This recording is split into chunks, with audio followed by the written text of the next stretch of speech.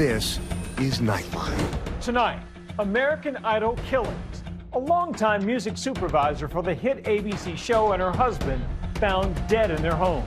New details on what happened inside and what we're learning late tonight. Plus, Cyndi Lauper showing her true colors on her farewell tour. It's a great celebration to see everyone. Some people come dressed up and they leave happy. Known as much for her style as her hits and the high-heeled musical Kinky Boots. Getting ready to join the Rock and Roll Hall of Fame. There's the little kid in me who still believes that rock and roll can save the world. And the secrets behind her breakout hit, Girls Just Wanna Have Fun. Then, no buy in 2025. Meet the people behind the growing movement and the challenge sweeping the internet. I'm not buying anything new this year as a way to combat my shopping addiction and rewrite some bad spending habits. Fighting the urge to click, add to cart. At the height of my shopping addiction, I was roughly between $48,000 to $49,000 worth of credit card debt. What you can do to take control of your spending. And Emmy nomination. The Bear is back. You good? You gotta be excellent every day. The other shows and the biggest stars. Who got the nod? And who could make history? Good evening. Thank you for joining us. Tonight, police in Los Angeles are trying to unravel the mystery of the double homicide of an American Idol music supervisor and her songwriter husband. Authorities tonight holding a news conference and sharing new details. ABC's Trevor Ault is in Los Angeles. Tonight, authorities in Los Angeles announcing an arrest in the stunning double murder of an American Idol music producer and her husband. A violent struggle ensued between them and the suspect. When I say violent, I mean the victims were ruthlessly shot multiple times. Police say Thursday the suspect, 22-year-old Raymond Bouderian, scaled one of the fences at the home of Robin Kay and her songwriter husband, Thomas DeLuca. Robin Kay had been a music supervisor on American Idol since 2009. The long-standing reality TV music competition turned aspiring talent into stars. Kelly Clarkson, Carrie Underwood, and helped make Ryan Seacrest a household name. It was at this house here in Encino, California, where a member of the Idol family lost her life. The couple returning home while Bouderian was inside, where he allegedly shot and killed both of them during a struggle. Yesterday afternoon, officers discovered the couple in separate rooms. The police came to do a wellness check, and the family said they hadn't heard from them in 4 days. Police had responded to a possible burglary at the home last Thursday. My renter called 911 on Thursday because she saw somebody hopping the fence, and I have no idea if that was related or not. But the LAPD says at the time there were no signs of trouble and the house was highly fortified. Police now believe the murders happened that day. Motive is unknown. We're still looking into whether he has any type of relationship with the victims. Right now, it is an apparent random attack. The show tonight releasing a statement, "We are devastated. Robin was truly loved and respected by all who came in contact with her." Our thanks to Trevor. We change gears now to Cyndi Lauper, who's had a long and very colorful career. From her breakout smash hit, Girls Just Wanna Have Fun, to the musical Kinky Boots. Her music and her celebrity have remained timeless over her 4-decade career. ABC's Stephanie Ramos recently caught up with her. There's the little kid in me who still believes that rock and roll can save the world. Rock and roll, pop, and always iconic Cyndi Lauper. She's the rebel queen with bops like Girls Just Wanna Have Fun.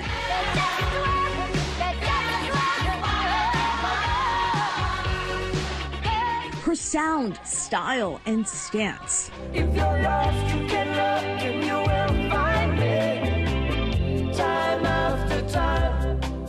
Has time after time made an undeniable mark on music and American culture.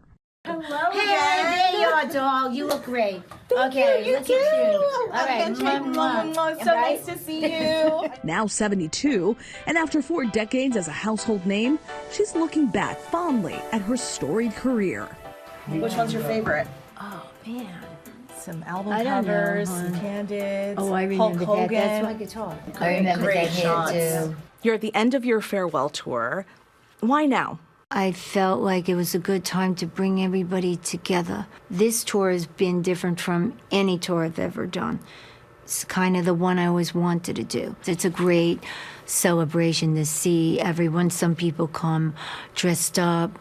Everyone's welcome, and they leave happy.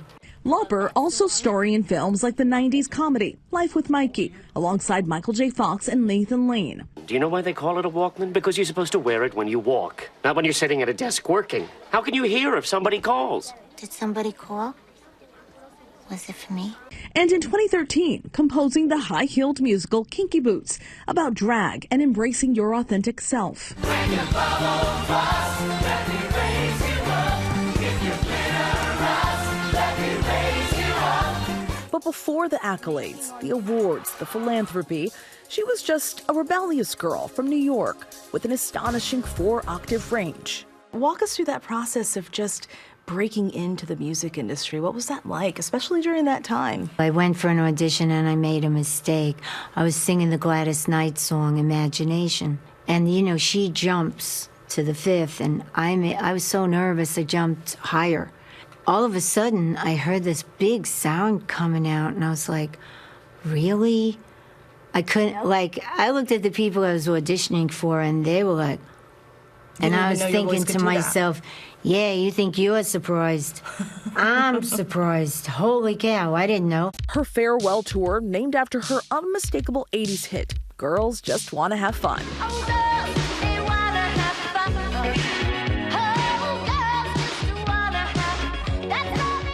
A call for freedom and joy, winning one of the first MTV Video Music Awards in 1984. Still to this day, resonating. Nearly 1.5 billion streams on Spotify. Well, Girls Just Want to Have Fun was an anthem. I mean, it was supposed to be. The song, originally written by a man, Lauper decided to switch up the lyrics to match her viewpoint. When you first heard the song, what were your initial thoughts? It just wasn't working. So the parts that weren't good as an anthem for women, they were gone. One of her background singers encouraged Cyndi to lean into her New York roots. She said, you and me, Sim, will go in the stairway, use your accent. And I was like, what accent? Hey, you know, but, and that's what girls, they want to have fun. Did you ever get any pushback, especially in the beginning, from the industry to conform or change your look? I would hear things like, oh, she dresses so loud, I can't hear how she sings. And then at one point, people started dressing like me. You know, you always have to figure when people get really upset with you, it could be because maybe you're a little contagious. Lauper became the first female singer to have 4 top 5 singles on the Hot 100 from one album, including that heartbreak anthem, Time After Time, with more than 1 billion streams on Spotify, and was named in Rolling Stone's 500 best songs of all time. If you're lost, you can look and you will find me. Time after time. Lauper even walking away with the Grammy for Best New Artist in 1985. What do you think, Mom? Lauper quickly realizing her newfound fame gave her a platform to raise awareness. We can band together. We can help the world. And that's what I think music should be. It should be enlightening. It should lift you up. Contributing to the 1985 fundraising smash hit, We Are the World, to combat famine in Ethiopia.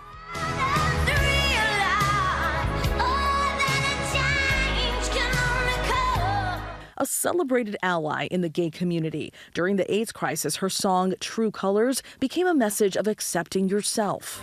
See your true colors, and that's why I love you. In 2008, forming the True Colors Fund, with the goal to end LGBTQ youth homelessness. It's time for things to change. When you found out that you were nominated and inducted into the Rock and Roll Hall of Fame, what went through your mind? All the women that came before me, and how this is a step forward. And she's not done yet. composing once again for the upcoming musical adaptation to Working Girl, set for its world premiere in La Jolla this fall. So it's all performance art and telling a story. And that, to me, I've always wanted to do. As you say goodbye to touring, is it bittersweet at all? No? No. You're ready. You're ready to do it, get on the stage. I'm strong now. But like in a couple years, what am I going to do? Yeah. You know, I don't want to have like the walk of girls. Come on. After her world tour wraps, Lauper says she'll take a much-deserved 4-month rest. Accolades are okay and great, but that's not going to stop me from doing what I think I could do and contribute to the world. And that's the most important thing. If you can add something to wake us up, to be woken up myself, then that's what you're here for. And you want to stand in the right spot where lightning strikes and feel alive. Our thanks to Stephanie. The Rock and Roll Hall of Fame induction ceremony streams live on Disney Plus on November 8th. When we come back, the growing social media craze, the people vowing not to buy in 2025.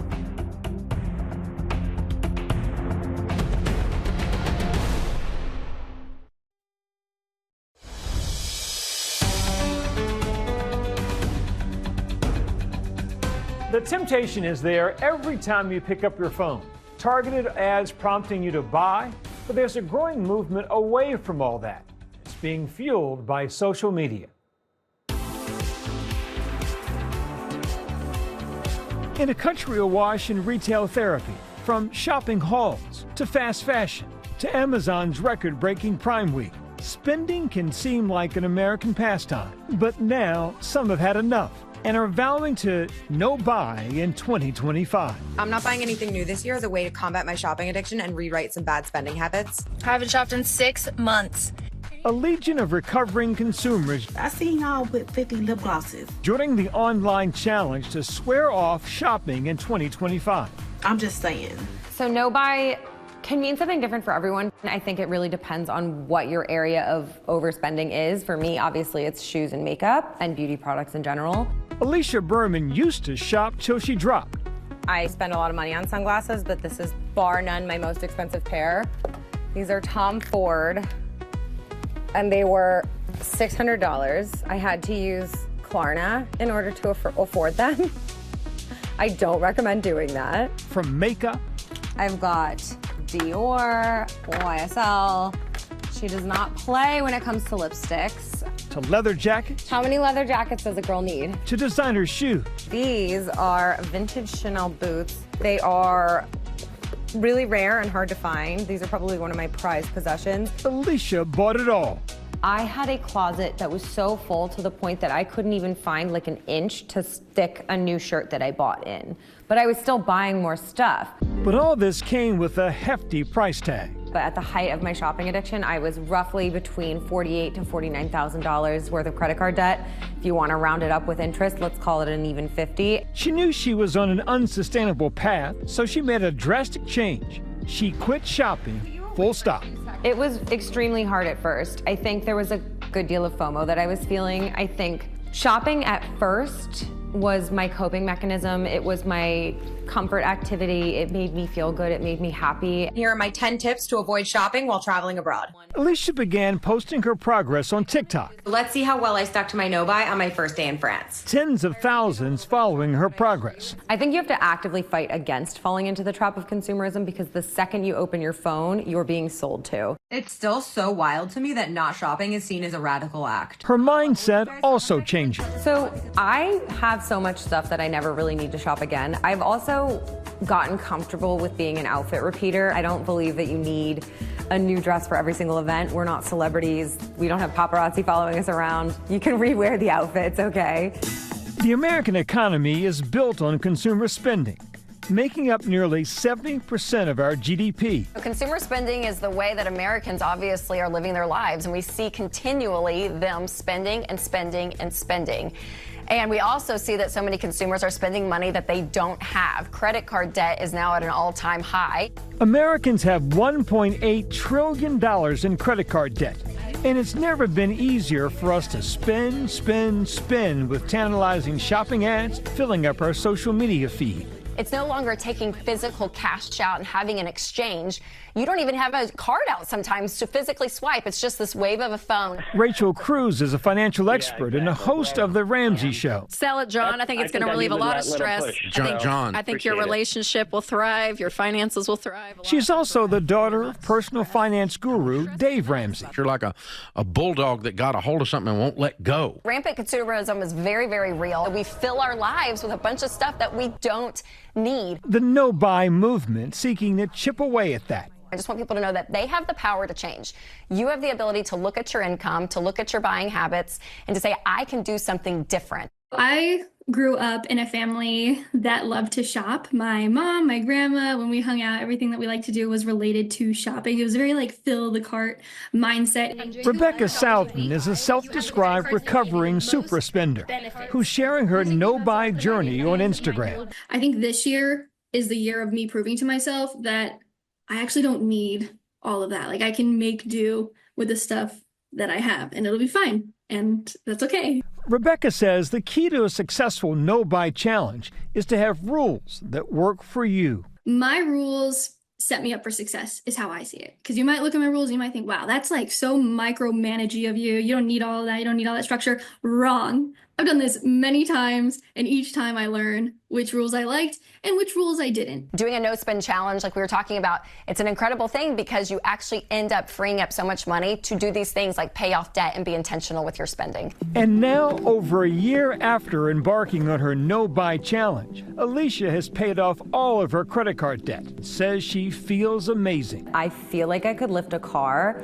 There are very few things that I will see online that I will genuinely feel temptation to buy. I think also I now understand that there's nothing that I could purchase that feels as good as having financial security. There is literally nothing on earth, even a vintage Chanel bag, that would make me happier than seeing the monetary value of 3 Chanel bags in my savings account. Up next, the 77th Emmy nominations are out. Will Harrison Ford at 83 take home the hardware for his role as a therapist in Apple TV's Shrinking? Just about to give me a workshop.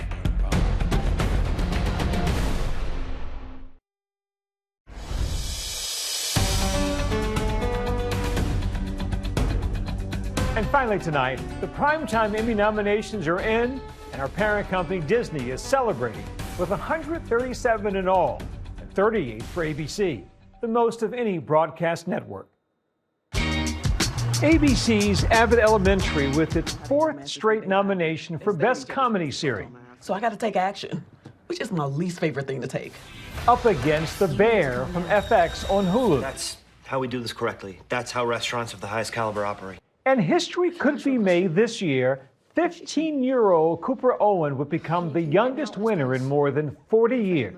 A first for 83-year-old Harrison Ford, earning a nomination for his role as a therapist in Apple TV Plus's Shrinking. I'm gonna make you pay for that. That's exactly what Batman would say. And we'll find out the winners in September.